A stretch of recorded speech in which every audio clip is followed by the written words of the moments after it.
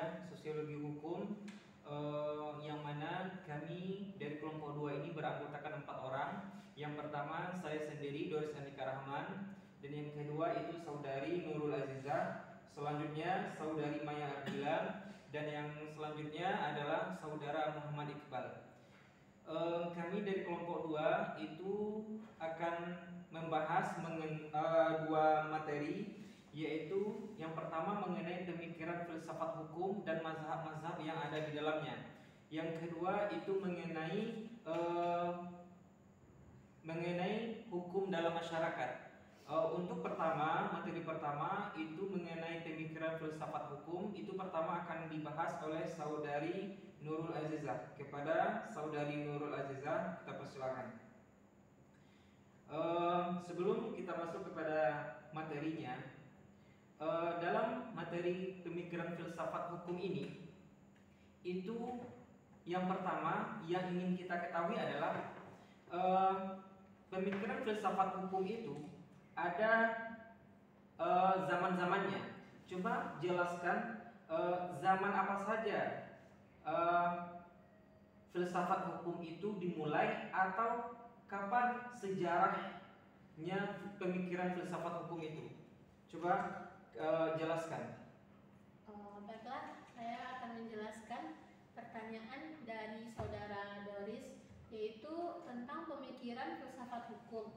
Jadi di filsafat hukum ini memiliki 3 masa atau 3 zaman, yaitu pada zaman Yunani kuno, pada abad pertengahan, dan pada abad modern. Pada abad Yunani kuno atau pada zaman Yunani kuno dimulai pada abad 6 sebelum Masehi sampai 5 Masehi setelah keruntuhan Kekaisaran Romawi. Pada mulanya dimulai filsafat Kosmosteris dengan tokoh Plato, Aristoteles, dan Socrates. Awal mula munculnya gagasan demokrasi dari masyarakat Yunani kuno ini yang tidak disetujui oleh Aristoteles. Pada zaman ini tumbuhlah aliran hukum alam dengan berbagai sebutan, yaitu lex universalis atau menyeluruh, lex artena atau abadi, dan lex naturalis atau kenyataannya pada alam. Selanjutnya pada abad pertengahan memiliki 2 fase, yaitu fase kegelapan yang pertama atau Dark Ages yang disebut dengan ketergantungan kepada Tuhan.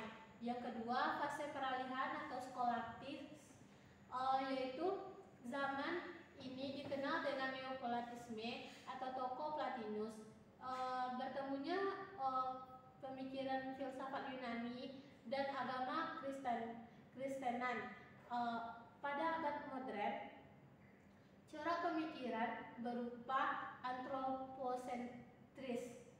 Kelahiran filsafat idealisme ini menurut Immanuel Kant pada tahun 1724 sampai 1804. Baiklah, berarti itulah fase pemikiran filsafat hukum itu. Berarti pemikiran filsafat itu ada yang zaman Yunani, abad pertengahan, dan abad modern.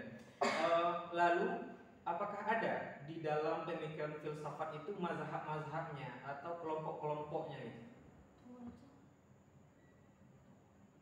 Lanjut.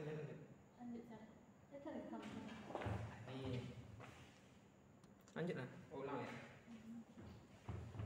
Betul.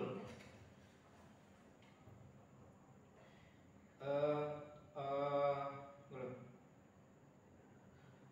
Lalu di dalam pemikiran filsafat hukum itu, apakah ada mazhab-mazhabnya atau kelompok-kelompok dari filsafat hukum itu?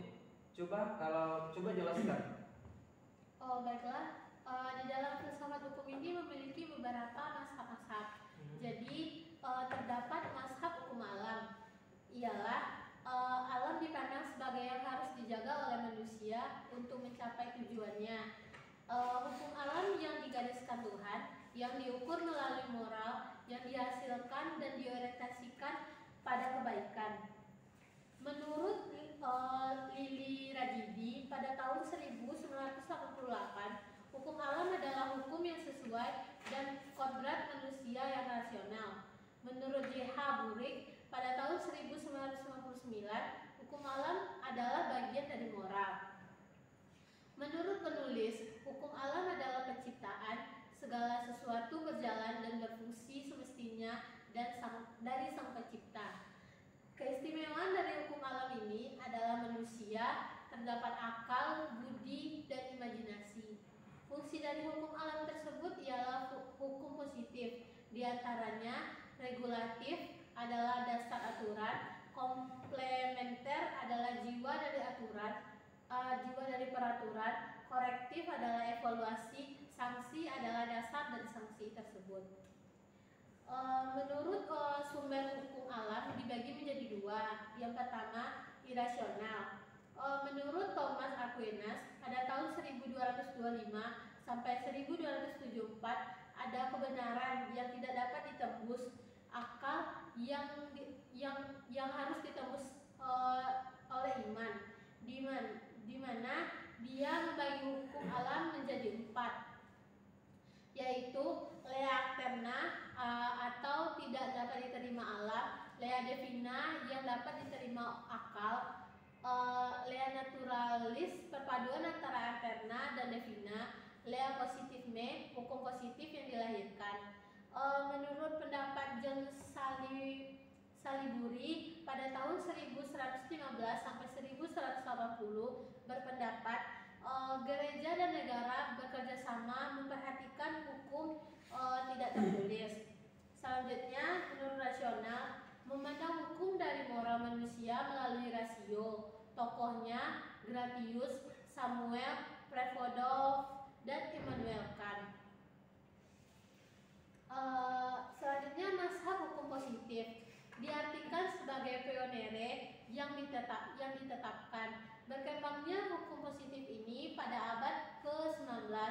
Hukum ini berasal dari orientasi otoritas tertinggi yang berwenang dalam bidang hukum. Penulis berpendapat moral tidak bisa dilepaskan dari hukum positif. Aliran hukum positif ini menjadi dua. Hukum positif analitis atau dipelopori oleh John Augustine. Hukum murni yang dipelopori oleh Arsène Classen. Lalu di dalam pemikiran filsafat hukum itu kita juga pernah mendengar yang namanya mazhab hukum utilitarianisme. Emang apa sih pengertian atau maksud dari mazhab hukum utilitarianisme itu? Baik, terima kasih.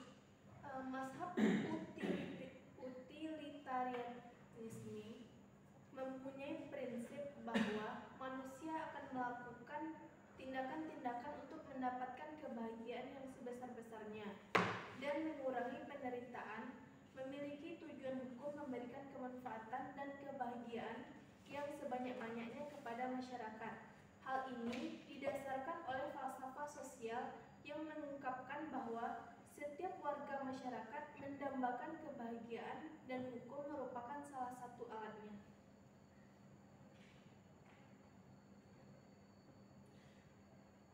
Sampai mana? Mana? Itu lah dia baca Ya.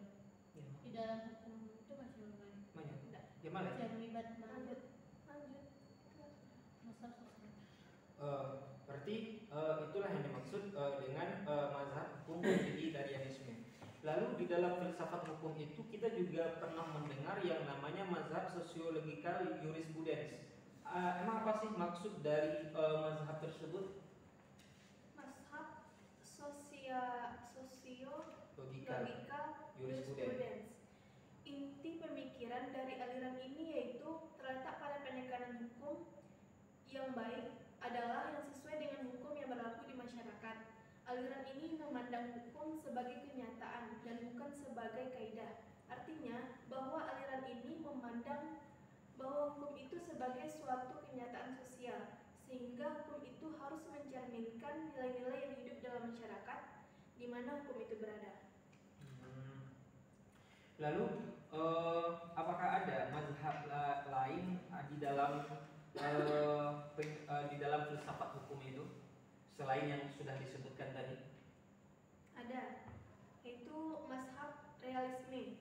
Mazhab realisme memiliki ciri-ciri hukum, yakni yang pertama, realisme bukan suatu aliran atau mazhab. Yang kedua, realisme adalah suatu konsepsi mengenai hukum yang berubah-ubah sebagai alat untuk mencapai tujuan sosial. Dan yang ketiga, realisme mendasarkan ajarannya atas pemisahan, sementara antara solin dan sein untuk keperluan suatu penyelidikan. Agar penyelidikan itu mempunyai tujuan, maka hendaknya diperhatikan adanya nilai-nilai dan observasi.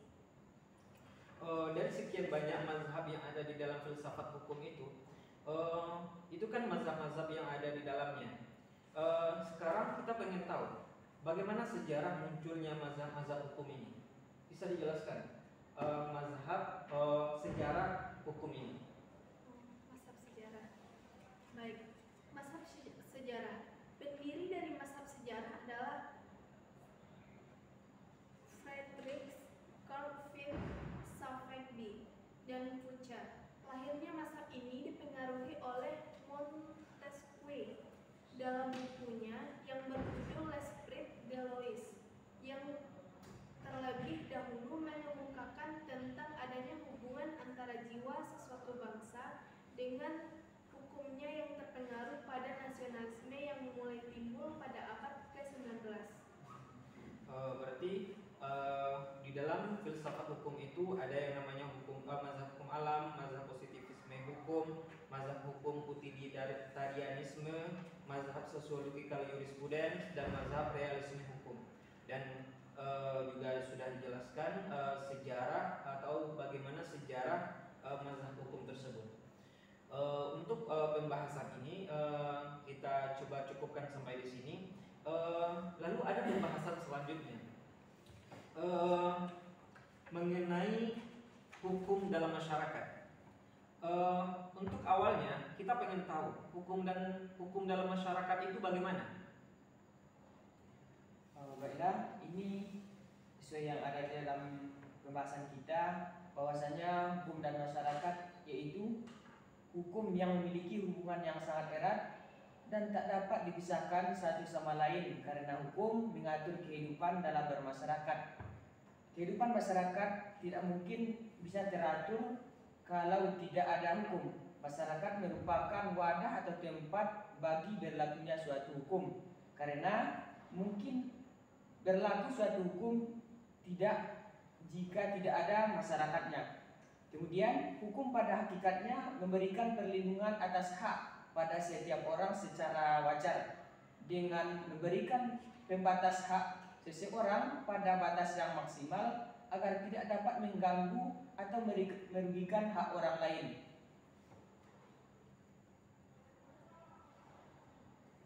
Gimana? Berarti hukum dan masyarakat yang sudah selanjutnya di dalam hukum dan masyarakat itu bagaimana pelaksanaannya di tengah masyarakat itu? Baik, untuk selanjutnya hukum juga di dalam masyarakat sangat bekerja dengan cara memancani perbuatan seseorang atau hubungan antar orang-orang dalam bermasyarakat untuk keperluan pemancangan tersebut. Maka hukum menjabarkan pekerjaannya dalam fungsi, yaitu ada beberapa sampai 7 poin. Yang pertama ialah poinnya fungsi hukum sebagai sarana sosial kontrol, yaitu bertujuan memberikan suatu batasan tingkah laku masyarakat yang menyimpang dari sanksi.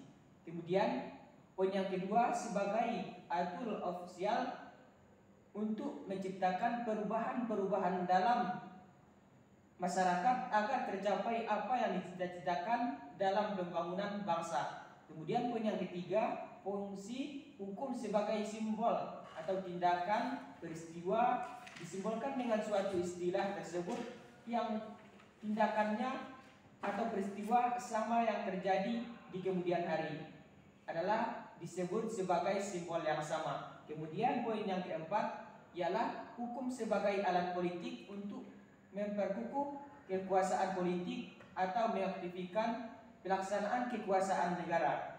Kemudian poin yang kelima sebagai sarana penyelesaian sengketa. Kemudian sebagai sarana pengendalian sosial, pengendalian masyarakat secara terstruktur, terpadu, dan terencana. Kemudian poin yang ketujuh ialah yang terakhir, sebagai sarana berinteraksi sosial untuk mengurangi konflik yang terjadi dalam memperlancar proses interaksi sosial. Berarti itu pelaksanaan hukum di dalam masyarakat. Lalu di dalam hukum dan masyarakat itu bagaimana menimbulkan kesadaran hukum di dalam masyarakat itu. Kesadaran hukum di dalam masyarakat itu seperti ini. Ada usaha-usaha untuk bisa meningkatkan kesadaran hukum di tengah masyarakat, yang mana pada umumnya orang berpendapat bahwa kesadaran warga atau kesadaran masyarakat terhadap hukum itu sangat tinggi, yang mana kesadaran hukum masyarakat yang tinggi itu sehingga mengakibatkan warga atau masyarakat itu harus mematuhi aturan ataupun perundang-undangan yang telah berlaku. Jadi undang-undang itu sudah dibuat, peraturan sudah dibuat, lalu bagaimana caranya supaya masyarakat ini kesadaran hukumnya itu sangat tinggi? Bagaimana caranya masyarakat ini bisa sadar akan hukum itu? Sebaliknya, jika kesadaran warga atau masyarakat ini rendah terhadap hukum dan derajat kepatuhannya juga rendah, pernyataan juga bisa. Maksudnya, sebaliknya, jika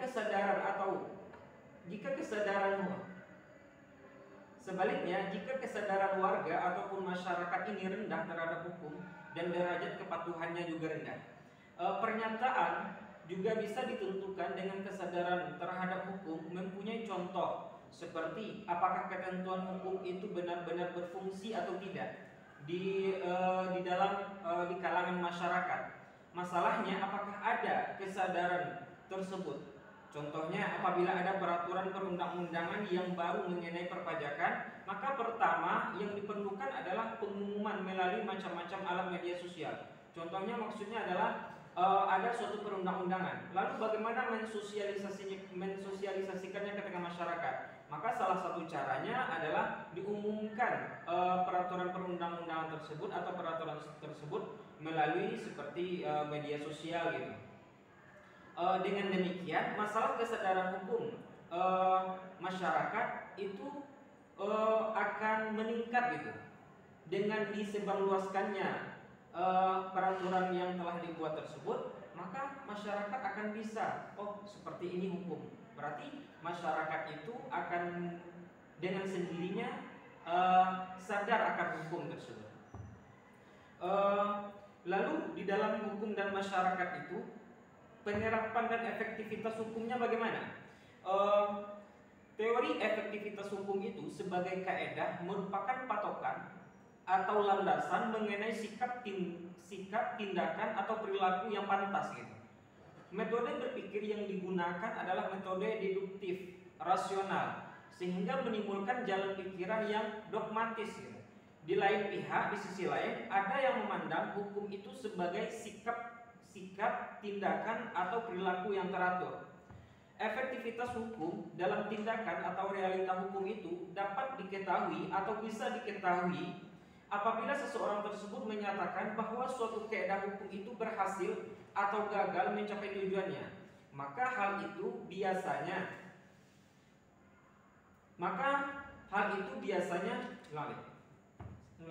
dari sekolah siap sampai sekolah kan? Maka efektivitas hukum dalam tindakan atau realita hukum itu dapat bisa diketahui apabila jika seseorang tersebut menyatakan bahwa suatu kaedah hukum berhasil atau gagal mencapai tujuannya, maka hal itu biasanya diketahui apakah pengaruhnya berhasil mengatur sikap, tindak atau perilaku tertentu sehingga sesuai dengan tujuannya. Maksudnya adalah untuk mengetahui apakah penerapan hukum dalam masyarakat ini berhasil atau tidak, maka untuk mengetahuinya lihat saja penerapan yang di tengah masyarakat. Teratur nggak masyarakat? Kalau teratur masyarakat dengan setelah diterbitkannya, diumumkannya peraturan tersebut, maka hukum tersebut menjadi efektif gitu. Tetapi sebaliknya, jika peraturan yang dibuat tersebut malahan membuat masyarakat semakin tidak mematuhi peraturan, maka itu belum efektif hukum tersebut di tengah masyarakat. Lalu penerapan dan efektivitas hukum itu ada juga sarana dan fasilitas. Sarana atau fasilitas amat penting untuk mengefektifkan suatu aturan tertentu. Ruang lingkup sarana juga dimaksud terutama adalah sarana fisik yang berfungsi sebagai faktor pendukung. Fasilitas pendukung mencakup tenaga manusia yang berpendidikan dan terampil, organisasi yang baik, peralatan yang memadai, keuangan yang cukup, dan sebagainya. Untuk terciptanya hukum yang efektif di tengah masyarakat itu juga memerlukan sarana lain, seperti orang yang mengajarkan hukum tersebut, orang yang berkompeten gitu. Dan tidak bisa dipungkiri untuk berjalannya suatu aturan itu juga memerlukan dana atau uang. Tanpa adanya dana, bagaimana caranya peraturan tersebut bisa berjalan? Contohnya untuk mengadakan memberitahu, mensosialisasikannya ke tengah masyarakat itu juga butuh dana gitu. Lalu salah satu faktor yang mengefektifkan suatu peraturan tersebut adalah warga masyarakat, yang dimaksud kesadarannya untuk mematuhi suatu peraturan perundang-undangan. Dan juga dapat diartikan bahwa derajat kepatuhan masyarakat terhadap hukum itu merupakan salah satu indikator berfungsinya hukum yang bersangkutan. Selanjutnya, faktor kebudayaan juga berperan dalam efektifnya suatu hukum tersebut. Faktor kebudayaan sebenarnya itu bersatu padu dengan faktor masyarakat sengaja dibedakan gitu. Maksudnya bersatu padu dengan faktor masyarakat, karena di dalam pembahasannya dimunculkan masalah sistem nilai-nilai yang menjadi inti dari kebudayaan spiritual atau non material. Kebudayaan hukum itu pada dasarnya mencakup nilai-nilai yang mendasari hukum yang berlaku, nilai-nilai yang merupakan konsep-konsep mengenai apa yang dianggap baik dan apa yang dianggap buruk itu. Selanjutnya, apakah bisa hukum atau peraturan tersebut menyelesaikan sengketa di tengah masyarakat? Sebagai contoh, di tengah masyarakat itu ada sengketa, ada masalah. Lalu bagaimana peran hukum untuk bisa menyelesaikan sengketa di tengah masyarakat tersebut? Fungsi hukum itu salah satunya adalah bertujuan untuk menyelesaikan setiap konflik ataupun sengketa yang terjadi di tengah masyarakat. Sama halnya dengan tujuan hukum, yang mana tujuan hukum itu pada dasarnya adalah untuk mencapai keadilan, untuk mencapai keadilan dalam menyelesaikan konflik atau sengketa di tengah masyarakat tersebut. Jadi jika ada masalah di tengah masyarakat, konflik di tengah masyarakat, itu hukum bisa berperan untuk bisa menengahi, untuk bisa menyelesaikan permasalahan yang ada di tengah masyarakat tersebut. Dari sekian pembahasan tersebut mengenai hukum dan masyarakat, apakah bisa kita memahaminya? Insya Allah kita bisa memahaminya dengan baik. Untuk pembahasan kelompok kami mengenai pemikiran filsafat hukum dan hukum dalam masyarakat, banyak sedikitnya sudah dijelaskan. Kami dari kelompok 2, apabila ada kesalahan mohon maaf. Kami undur diri. Assalamualaikum warahmatullahi wabarakatuh.